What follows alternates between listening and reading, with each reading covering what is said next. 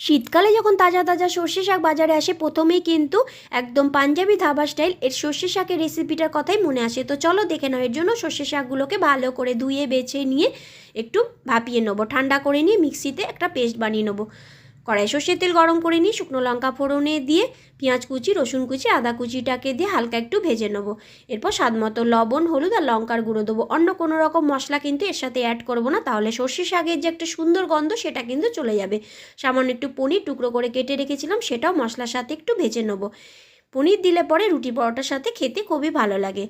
আর একটু গ্রেভিটাকে ঠিক করার জন্য এর মধ্যে 1 চামচ বেসন দিয়ে নেড়ে চেড়ে নেবো। তারপর সর্ষে শাকটাকে যে পেস্ট করে রেখেছিলাম সেটা দিয়ে মশলার সাথে খুব ভালো করে ভেজে নেবো। তোমরা যদি একটু গ্রেভিটাকে পাতলা করতে চাও তাহলে এর মধ্যে সামান্য একটু জল দিয়ে দেবে। নামানোর আগে যারা মিষ্টি খাও তারা একটু মিষ্টি দিয়ে দেবে। আর অবশ্যই একটু বাটার ওপর থেকে দিয়ে রুটি পরোটার সাথে খেয়ে দেখো, দারুণ লাগে।